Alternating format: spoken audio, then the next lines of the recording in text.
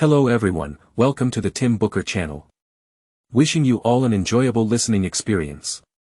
Today, the book I'm interpreting for you is Bad Blood, a work of non-fiction. The subtitle is Secrets and Lies in a Silicon Valley Startup. The protagonist of this book is Elizabeth Holmes. In 2004, she founded a company called Theranos, claiming to have developed a revolutionary technology. This technology could perform 250 medical tests using just a single drop of blood, including tests for cancer, cholesterol, and immune markers, among others. Her company rapidly grew to become a Silicon Valley unicorn valued at $9 billion within just a decade. Elizabeth Holmes herself was hailed as the female Steve Jobs, with prominent figures from business and politics, including former U.S. Secretary of State Henry Kissinger and media mogul Rupert Murdoch, joining her prestigious board of directors and investing in her company. Just when people were expecting Theranos to become the next Apple or Google, the truth gradually emerged. The revolutionary technology claimed by Theranos was fictional, and the entire business narrative was nothing but a scam. After the deception was exposed, this unicorn company came crashing down, Elizabeth Holmes confessed, and investors lost a staggering $1 billion in the project. The author of this book is John Carreyrou, a journalist from the Wall Street Journal who has twice won the Pulitzer Prize. In 2015, Carreyrou published his first exposé on Theranos in the Wall Street Journal, shedding light on the deception. He then spent 3 years writing Bad Blood, not only recounting the rise and fall of Theranos but also documenting the process of exposing the fraud. After its release in the United States in 2018, this book gained widespread popularity and was acclaimed as the best book of 2018 by major media outlets, including The Washington Post, Time, The New York Times, and Publishers Weekly. So, how was this nearly billion-dollar scam meticulously crafted? How did a Stanford dropout with no medical background manage to deceive a group of American political and business elites? What challenges did the Wall Street Journal face in its reporting, and what ethical principles did it uphold? We will uncover these details one by one. Elizabeth Holmes was born in 1985 into an elite American family. From a young age, she was highly ambitious and aspired to become a billionaire, declaring so at the age of 9 during a family gathering. When asked what she wanted to be when she grew up, she confidently stated, "I want to be a billionaire." When someone suggested she become the president, she replied, "No, the president will marry me because I will have $1 billion." In 2002, Elizabeth was awarded the highest presidential scholarship and enrolled in the chemical engineering program at Stanford University. However, in the spring of 2004, during her sophomore year, Elizabeth dropped out of Stanford to establish Theranos. The company's name is a combination of the words therapy and diagnosis in English. Theranos had a simple vision: to design a compact product that would allow people to perform most blood tests at home with a simple finger prick. Patients would no longer need to go to the hospital for regular tests, and doctors could adjust medication in real time based on the patient's condition. This product can be imagined as a high-tech home blood glucose monitor, palm-sized, but capable of testing far more parameters than just blood sugar. This vision stemmed from Elizabeth's childhood fear of needles, knowing that many people shared her phobia. Additionally, she believed that traditional blood testing methods were too slow and inefficient, and she wanted to make the process faster and simpler. With the initial funding she raised from her father and neighbors, Elizabeth enlisted a doctoral student as her lead product developer and immersed herself in entrepreneurship in an abandoned industrial park in California. She quickly captivated investors and industry elites with her boundless energy and her ambition to revolutionize the medical field. Employees from top companies like IBM and Apple were also inspired by Elizabeth's passion and vision, and they joined her cause. An employee poached from Apple said, "Elizabeth was passionate, and she knew what she was doing. This is the quality you want to see in an entrepreneur." However, Elizabeth's dream was too ambitious. In the medical field, achieving multiple tests with just a drop of blood had been a goal pursued by researchers worldwide for over 20 years. Yet, it remained elusive because different tests required different techniques, and performing all of them with a single drop of blood was nearly impossible. The first head of product development at Theranos, Edmund Koo, was renowned in Silicon Valley for solving complex engineering problems, but at Theranos, he encountered the most challenging engineering problem of his career. Edmund's design principle was for patients to prick their finger, place the blood sample in a credit card-sized testing cartridge, and insert it into a reader. Inside the reader, a pump would draw blood into a microchannel for filtering and separation, leaving only plasma and antibodies to react chemically. The results would then be transmitted to doctors through the network. However, Elizabeth had two non-negotiable requirements: the amount of blood must be just 1 drop, and the machine had to be compact, which seemed almost impossible to achieve. In conventional blood testing, 3 to 5 milliliters of blood were needed, and reducing this to 1 drop required significant dilution with saline solution, making accurate testing difficult. Moreover, making the machine compact meant having multiple fluid channels within a space of 8 inches, which couldn't interfere with each other or contaminate, and precise control of small valves to initiate reactions. Edmund's team faced constant failures, and the consumables for this experiment were expensive. Elizabeth's patience ran out quickly, and she believed the team was being lazy. She demanded them to work 7 days a week, 24 hours a day. When Edmund refused, the entire team was let go. Elizabeth brought in a second team and finally produced a product. This product was essentially an improvement upon Edmund's work, retaining the design of the testing cartridge and the reader but delegating the chemical reactions previously handled by valves and pumps to a rudimentary robot. However, this robot was basic, essentially a mechanical arm mounted on a stand that could only move in simple directions: forward, backward, left, right, up, and down, and it struggled to perform with precision in a confined space. The problem of inaccurate tests due to insufficient blood volume remained unsolved. As a result, testing the same patient with this machine could yield vastly different results on 2 separate occasions. Moreover, the robot frequently malfunctioned, either crushing the testing cartridges or breaking the tips of the sample tubes. Some employees who examined it felt it was something a middle school student might have cobbled together in their garage. For Elizabeth, however, the fact that a product was finally produced was a source of great anticipation. She named it Edison, but this extremely imprecise Edison could only perform immune system tests and couldn't fulfill Elizabeth's dream of conducting over 100 different tests. Consequently, she brought in a third team to develop a device called the mini laboratory. The principle behind it was simple: to perform tests like cancer and cholesterol, they bought machines used for these tests in the market and aimed to miniaturize them and fit them inside a box. In reality, the mini laboratory was never successfully developed, even until the downfall of Theranos.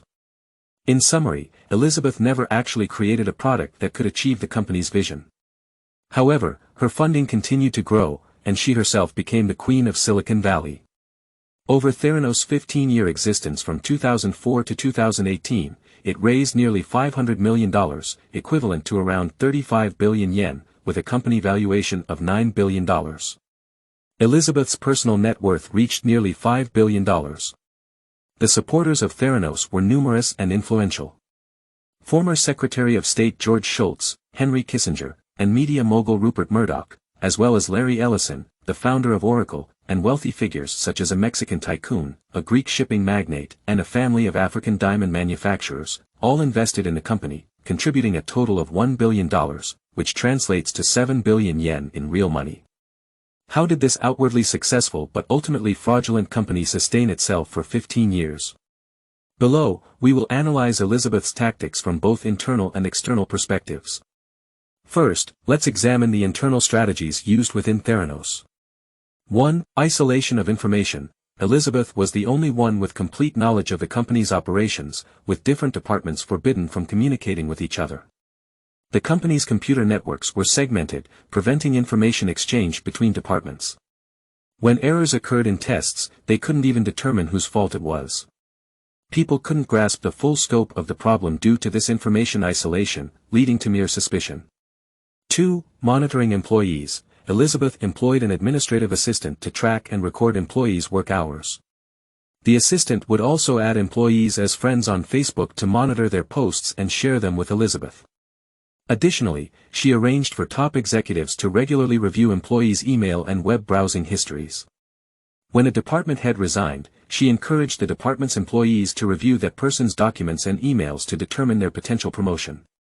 In this culture, individuals were reluctant to express doubts and dissatisfaction with Theranos to colleagues and were even less likely to share concerns with outsiders. 3. Threats of termination and legal consequences. Employees who directly questioned Elizabeth faced termination. In the company's third year, the CFO suspected Elizabeth of fabricating a partnership with a pharmaceutical company and confronted her. Elizabeth fired the CFO, citing a lack of teamwork, without providing any further explanation. Rumors circulated in the office that the CFO might have embezzled funds. Finally, before leaving, the CFO's office computer was found to have accessed adult content, and Elizabeth publicly cited this as the reason for his departure, withholding his stock options. By the end, even employees who exhibited signs of questioning or non-compliance were terminated.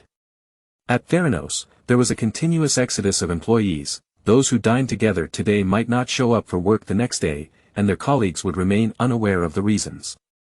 If someone questioned Elizabeth directly, they would face dismissal. For Theranos, the most significant expenses were not in technological research and development but in legal fees. Elizabeth spent approximately $900 million on legal services, roughly equivalent to 63 billion yen, hiring the most expensive and formidable attorney, David Boies, and his law firm in the United States. Boies had previously defeated Microsoft and represented U.S. presidents in court. Concerning departing employees, Elizabeth required them to surrender and destroy all emails and chat records, forbidding them from taking any documents, including a single piece of paper. They were also prohibited from mentioning Elizabeth's name on their LinkedIn profiles. Moreover, they had to sign highly restrictive non-disclosure agreements, with severe legal consequences for violations. This summarizes Elizabeth's internal control measures within Theranos. She imposed layer upon layer of restrictions, preventing employees from exposing the company's problems. Externally, Elizabeth maintained three key tactics to sustain the deception. 1. Personal charisma. Firstly, Elizabeth was an incredibly charismatic entrepreneur. One employee described her as having a face that appeared far more mature than her actual age. Her blue eyes were trained to gaze at you without blinking, making you feel like the center of the world, as if under a hypnotic spell.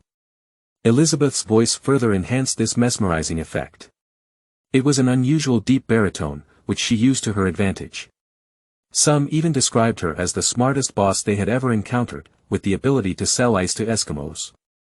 Elizabeth believed wholeheartedly in her dreams as an entrepreneur and was willing to go to extreme lengths to achieve them. She survived on just 4 hours of sleep each night and fueled herself with chocolate and coffee beans, injecting caffeine to keep going. This fervor captivated influential figures in the world of politics and business. 2. Company branding. Secondly, Elizabeth relocated the company to the core of Silicon Valley, just across the street from Hewlett-Packard and next to Stanford University. This move proved highly effective, as storefront and location mattered significantly in Silicon Valley and served as symbols of the company's status. Elizabeth also invested heavily in marketing, paying $6 million annually for an advertising firm that worked with Apple. This company transformed Elizabeth's image from an ordinary girl who wore jeans into a female version of Steve Jobs, always clad in black turtleneck sweaters and black pants. They also packaged Theranos products as minimalist, much like Apple's products. While Elizabeth's lies did not deceive everyone, significant investors from outside the medical field believed in her vision to revolutionize the industry, relying on endorsements from prestigious board members and other high-profile investors. They trusted that these intelligent individuals would not be fooled and, therefore, considered joining the investment safe. 3. Fear of missing out, FOMO. Lastly, in Silicon Valley, there was a prevalent attitude of FOMO, the fear of missing out.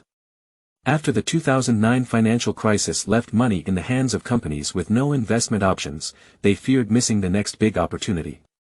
Even companies like Walgreens and Safeway, which had employees questioning Theranos, made purchases out of the fear of losing out if Theranos indeed changed the game in the healthcare industry.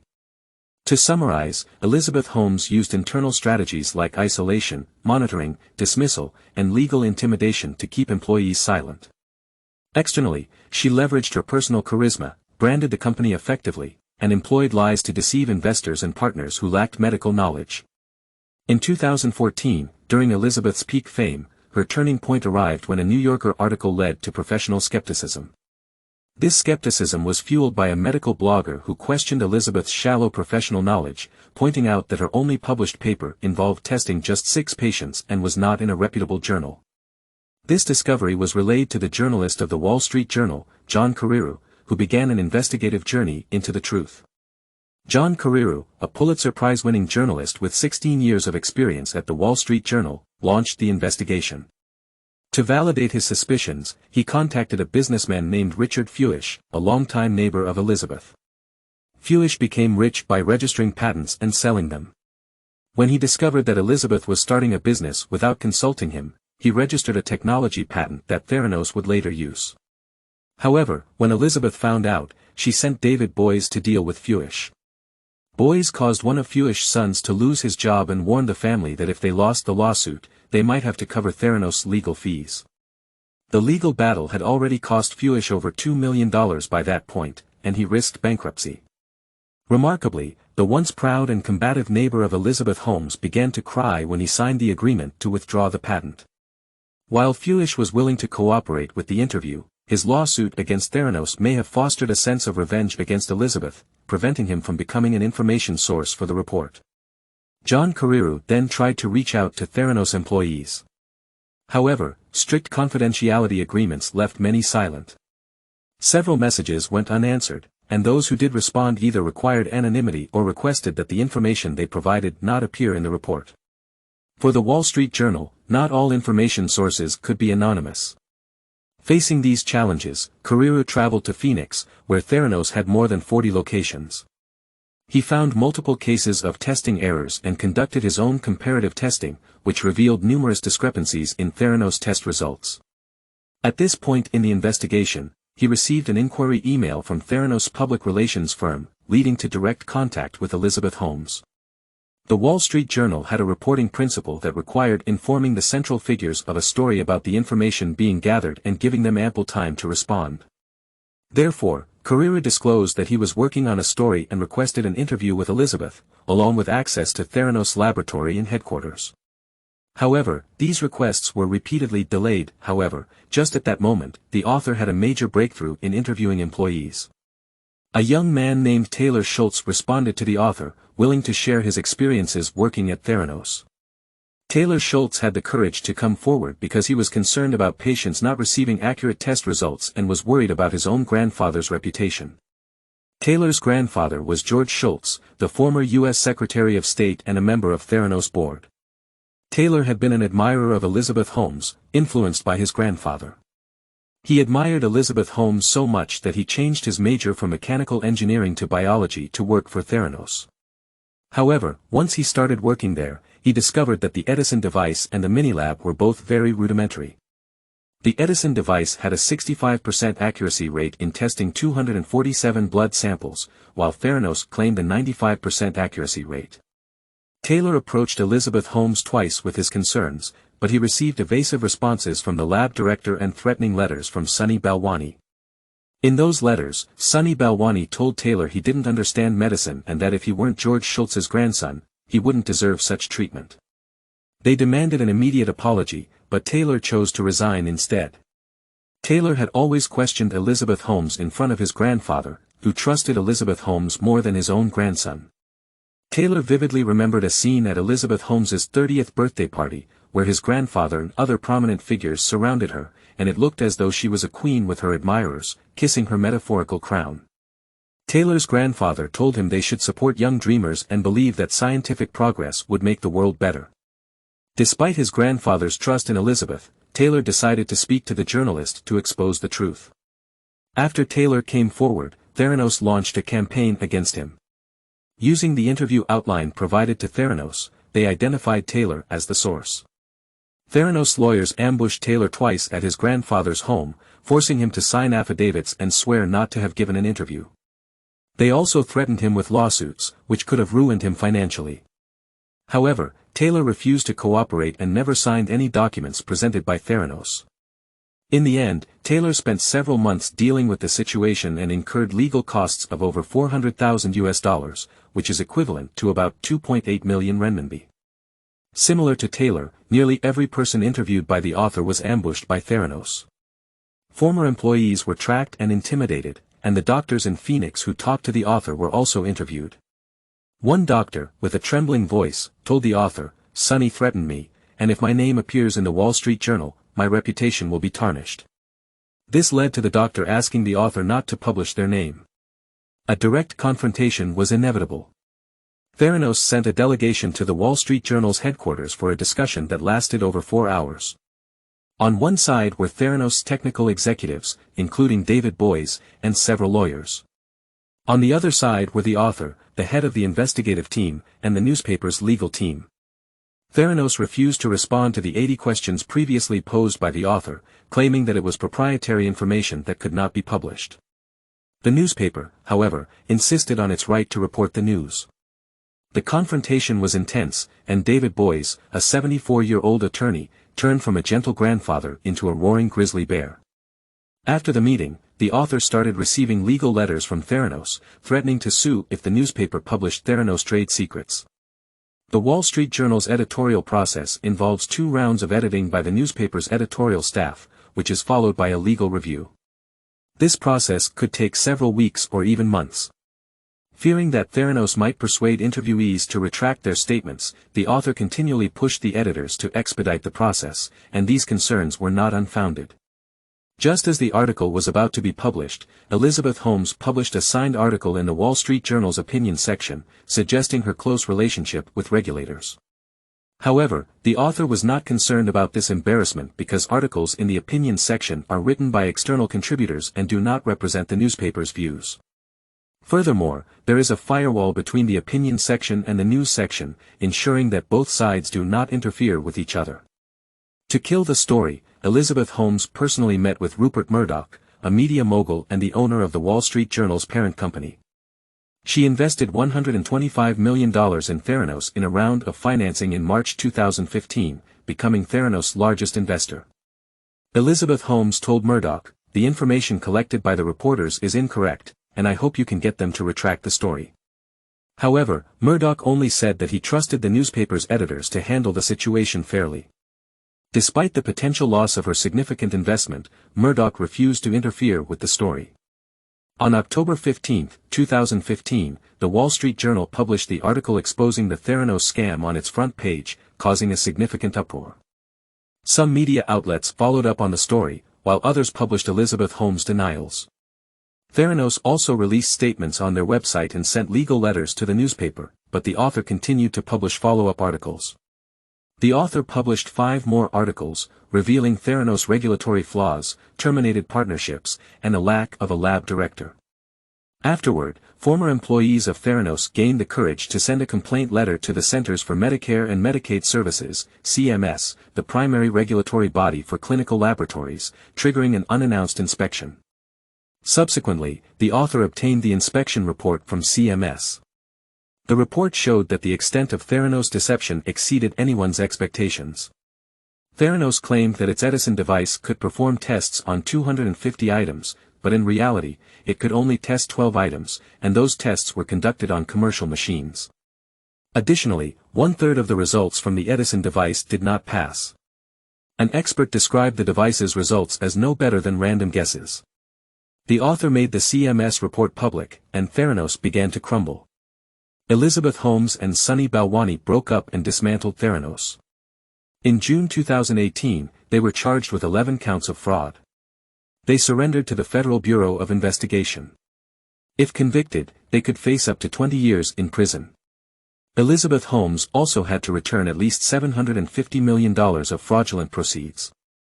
In the latest news, a California judge sentenced Elizabeth Holmes to 11 years and 3 months in prison. That's the main content of this book. Throughout the book, the author only records events and doesn't express personal opinions. However, in the final chapter, the author provides some commentary. In Silicon Valley culture, there has long been a culture of overpromising. Products are promoted before they are fully developed, and because they started with a lie, they end up having to keep lying to cover their real progress, all in the hope that reality will eventually catch up with their hype. This phenomenon is prevalent in product marketing in Silicon Valley, but Elizabeth applied it to medical products. While an app not living up to expectations might disappoint people, lying about medical products can have deadly consequences. From the author's perspective, when Elizabeth dropped out of Stanford, she didn't intend to deceive investors or put patients at risk. Everyone believed she genuinely believed in a vision and was dedicated to realizing it. However, in the midst of Silicon Valley's funding frenzy, there was a turning point when she stopped listening to wise advice and started seeking shortcuts. Her ambitions became too greedy, and she couldn't tolerate any questioning. Even if her pursuit of wealth and well-being would cause fatal harm to others, she didn't seem to care. The author appreciates those who provided information at great risk, as their courage stemmed from a higher care, protecting patients from harm. The author also expresses gratitude to the Wall Street Journal for its unwavering commitment to journalistic professionalism. From Murdoch to the investigative editors, they respect the truth, withstand varying degrees of pressure, and it's the presence of independent media and regulatory institutions that prevent a misguided market experiment from going too far and harming more people. So, this book concludes here. Congratulations, you've just finished another book. Thank you for your support and attention. Please subscribe to the Tim Booker channel, like, and share this valuable knowledge with your friends. Let's combine wisdom and practice to achieve our financial goals and create a better future. Thank you, everyone, and goodbye.